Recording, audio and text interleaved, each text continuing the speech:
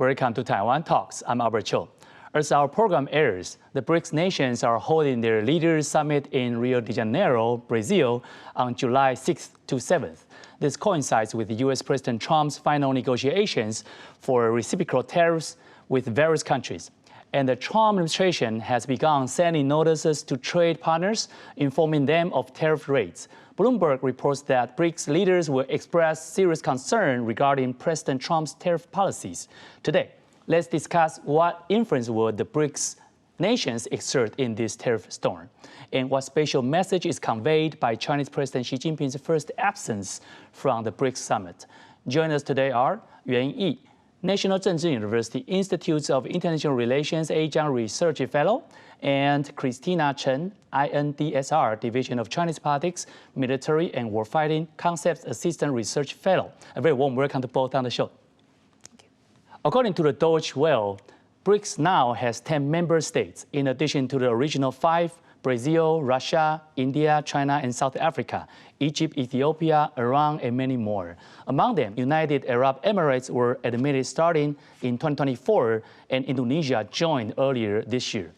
BRICS members account for over 40% of the global population, and their purchasing power parity PPP and GDP makes up more than 1/3 of the global total, surpassing G7 nations.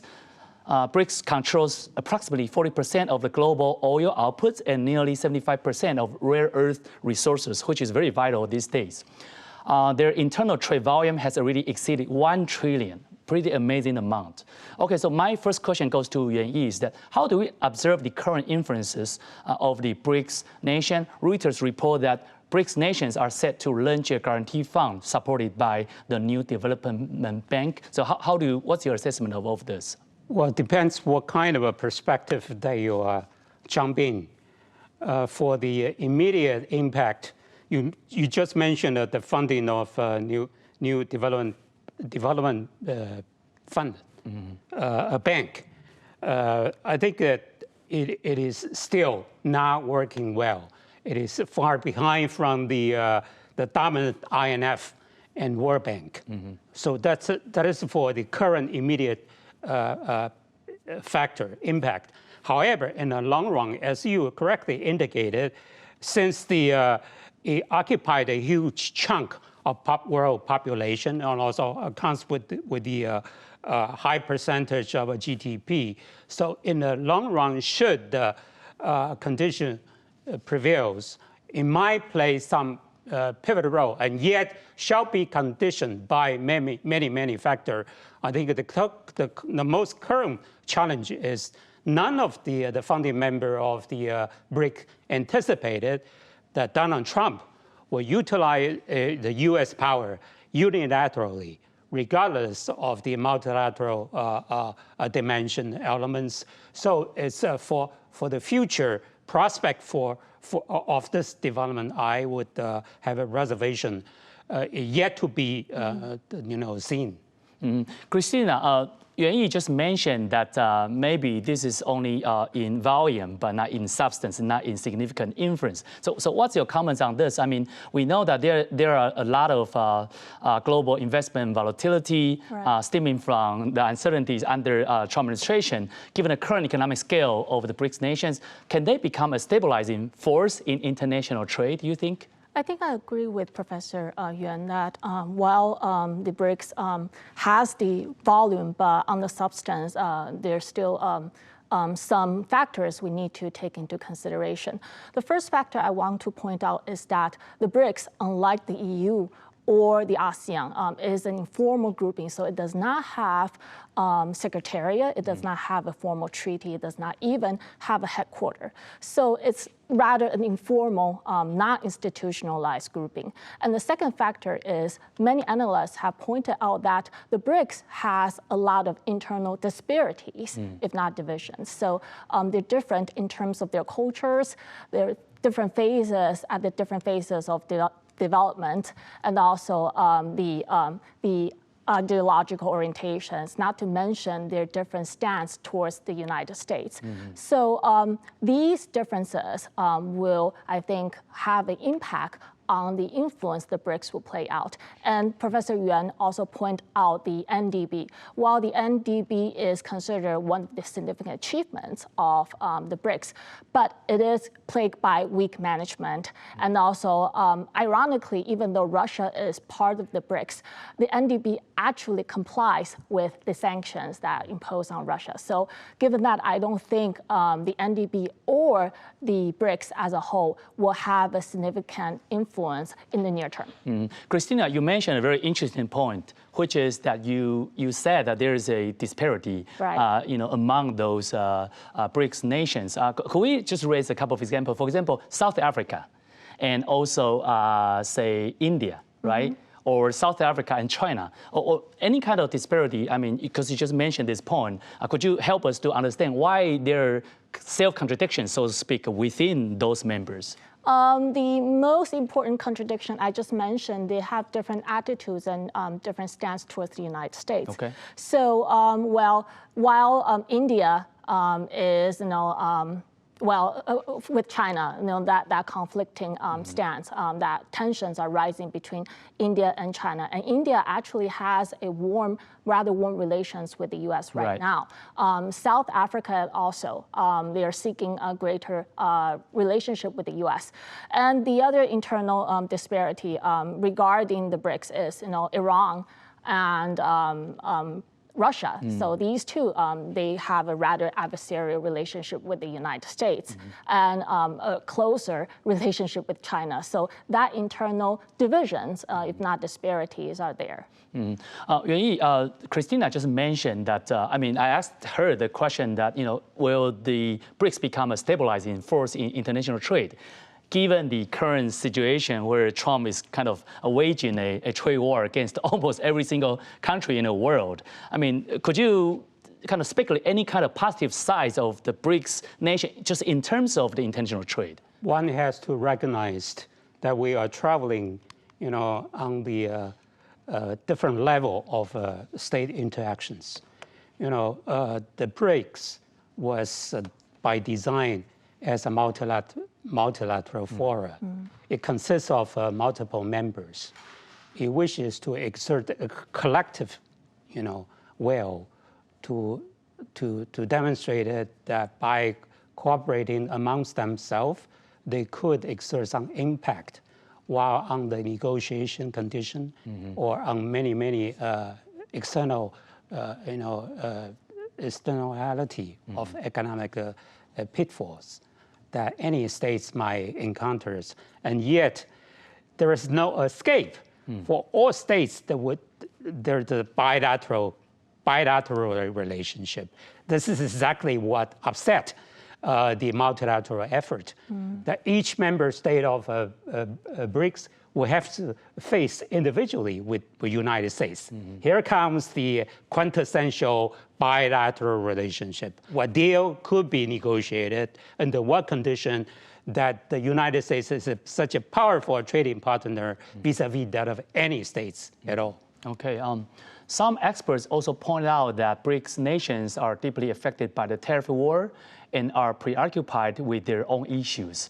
As the two guests just mentioned, Reuters reports that in tariff negotiations, for one example, India and the U.S. still have differences in the dairy and agriculture sectors, while U.S.-China tariff negotiations, not to mention, remain unresolved. So how might this U.S. conducting separate tariff negotiations with various countries affect the unity of BRICS member states, potentially leading up to internal conflicts? Christina? I think, following from what we just discussed, I think this bilateral strategies conducted by the U.S. towards the BRICS and also other countries will have a further impact on weakening the internal unity.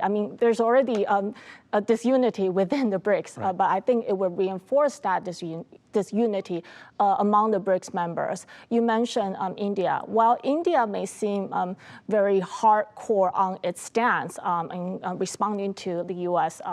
tariffs, but India also opens itself to negotiations. And I think the latest reports also said that the USTR is considering India's desire, interest to protect its agricultural sector, which is very sensitive and crucial for Indian interests. So the USTR is considering not forcing a Indian agricultural sector to open itself to external competition. So I think that means India or other BRICS member might be more than willing to negotiate with the U.S. tariff, because having a lower tariffs, after all, will be helpful for their domestic industries. Speaking of India, Yuan Yi, India simultaneously is a member state of BRICS, but also a member state of this Quad, led by the United States, potentially aimed at against China, right? So how can India play this kind of two faces, so to speak, kind of strategy? On the one hand, still kind of flexible in trade, negotiation, exchange, but also on the other hand, could kind of safeguard its border against China by participating in the alliance led by the United States. The one has to recognize the very, very historical background and what constitutes the very identities, all right? Under the rubric of collective identity, a BRIC, I think India fits in perfectly. It originated from the non-aligned movement in the 1950s, evolved into a group of 77s. So along the line of a historical reckoned identification, being a developing state, so India plays as a natural role along the line, and yet in reality, as an individual state, when discussing with the trade issue, that would have to change into another tone or status, so to speak. So it is each states, in particular of the developing states, have many facets of their identities. So in general, people tend to grouping this together under the same rubric as identity, as a collective identity, and yet still that it's not be forgotten that each state will have to face a daunting challenge. That is the daily reality.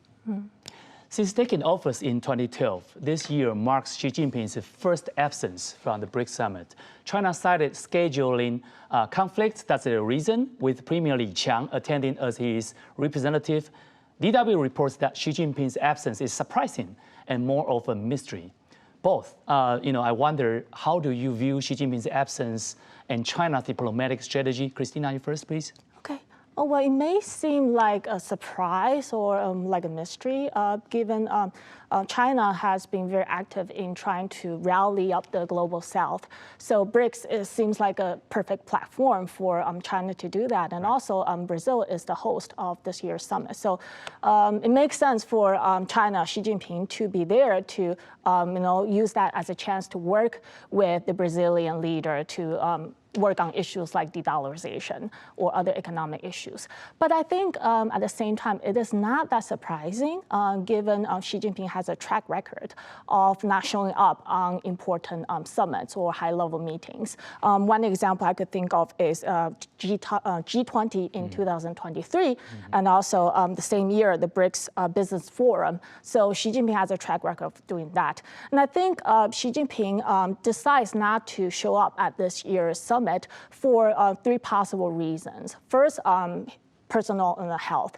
So he has been disappearing from the public for like about two weeks. Even though he reappeared, there's a lot of speculations that he's, his health conditions is not great, in great shape. So maybe he's hesitant to make a trip abroad for longer than he wants to. Another possible reason is domestic affairs. I mean, there's a lot of things coming up. He has to attend to the Beidaihe meeting in July, also the Shanghai Cooperative Summit in Tianjin, the fourth plenum of the Central Committee, to just name a few. So he's busy, And the other one is possibly maybe there's also news that said Putin and Iran's leader will not attend the summit, the BRICS Summit this year. So that leaves Modi, India's Modi, to be the most anticipated guest. And given the Chinese siding with the Pakistani for the India and Pakistani conflict, Xi Jinping might not want to be there and have to confront with the awkward moments when these issues about China's position in the conflict show up. Your analysis of Xi Jinping's absence in BRICS this year. All right. I just read the statement made by the speech made by Li Qiang at the site. Right. I do not see, the absence of the Xi Jinping alter much of the written statement. Okay. All right. It's anticipated, balanced, comprehensive statement of the Chinese government from the outset.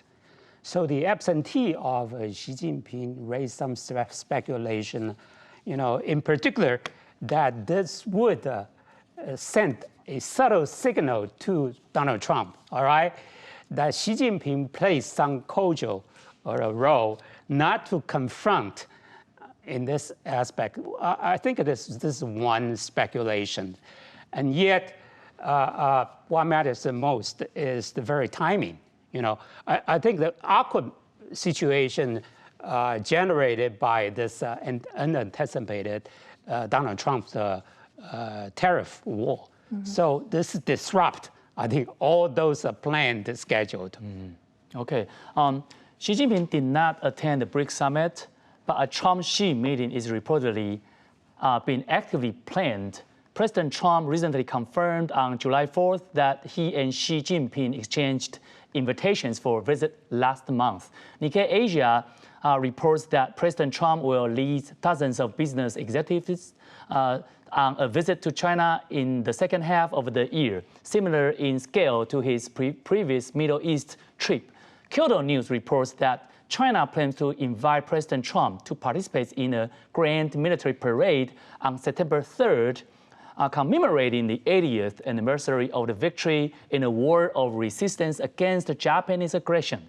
So how do we interpret Xi Jinping's dual attitude towards the BRICS Summit and the Trump-Xi meeting, Christina? Well, there have been reports about Trump's potential visit to China, but Bloomberg News has noted that the trip is far from certain because there's disagreement within the Trump administration about this visit. And also, when it comes to the Chinese invitation for Trump to visit China. The Ministry of Foreign Affairs, the spokesperson came out and said she has no information about this. So I think given these two messages, I think it suggests that the two sides are probably testing the water about engagement. They're floating the possibility about this. So it means that they may have the incentive to negotiate, given that they would like to de-escalate the tensions because tensions are rising. So I think they have the incentives. However, I think I personally don't think meetings between Xi Jinping and Trump, they sharing the same stage, will really materialize. Or, however, Trump himself did not really criticize Xi Jinping in the past several months. I mean, at least since the January 20th this year, right? So, I mean, why there is no incentive for Xi Jinping or even Trump to see each other in person? I recall vividly about the last state visit by Donald Trump in his first state visit. 2017, back in Beijing. Right. I got a vivid memory about the ritualistic performance in the signing of the promised, agreement. If one, reread that piece of history, that you have an instant reaction about what would be the nature of this state visit. All right, according to the Donald Trump performance, he's uncontrolled figures. Imagine a setting that hundreds of thousands of international journalists, asking question in front of both Xi Jinping and Donald Trump, what would be the scenario look like? So it would take a lot of coordination of both sides to, to think thoroughly about each minute step, all right? It would take a long while. And also, I think China would very much impose some political precondition. Should this happen, they insist upon that one China principle shall be observed by United States. Yeah, so that's one of the unpredictable factors that, at least from the CCP's perspective, they want to make sure that everything is on the book, everything is by the book, to prevent any kind of surprise that maybe CCP in afterwards needs to kind of fix, right? Okay, so that's your comments.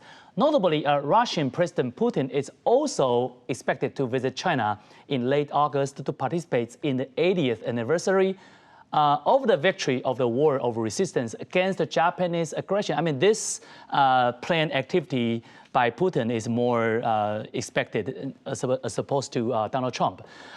So Kyoto News reports that the heads of the state from the US, China, and Russia might share the stage at that time. So how do you assess such a possibility, Christina? I think given what we just talked about, I mean, the prospect of a Xi and Trump meeting is unlikely for now. I think having these three all together on the same stage is the likelihood is low. Imagine if Xi Jinping and Putin are in the same meeting together. Well, for Xi Jinping, I think for him to attend those kind of meetings, the main purpose is to project strength and to be seen as a charismatic, having a global leadership role. So, so imagine Xi Jinping and Putin together. The attention might not be on Xi Jinping as a charismatic leader, but rather Ukraine. Given China has a very vague position on the war in Ukraine. So maybe the conversation is not about Xi Jinping, about China's leadership, but about Ukraine. Xi Jinping would like to, I think, avoid that kind of awkward moment. So I doubt the three of them showing up together is likely to happen. One of the reasons United States, Russia, and China might come into the same room to celebrate this event is that back in the World War II that they belong to the same camp, even though the China then was not the China now. I mean, that was led by Chiang Kai-shek, the regime, but not the CCP. But, like what you said, the chances is very low that three of them come together. But also, I also wonder what impact would it have, even if only President Xi and also Putin, come to see each other in the event, have on the international situation about Taiwan? Well, they've been together for over a score of times already. Right. They reciprocated the reciprocity, taking place too often. So the very, very significant meaning of the event is to recall the joint effort to fight against Nazis. All right. Right. As you correctly alluded, that there's a mismatch of the political figures. So there is a forgotten ally that should be, on the world stage. That's a political force that really fought, devoted itself, to lead the China to fight. That was part of the history. That was under leadership of Chiang Kai-shek. So I think what would be the message? Probably the readers should be, seriously reread the history, part of the history, in order to comprehend the real meaning of this gathering. The final question for both of you is that please help us to assess the current U.S.-China relations, because some argue that it's already travel from intransigence to the current truce, however temporary that might be.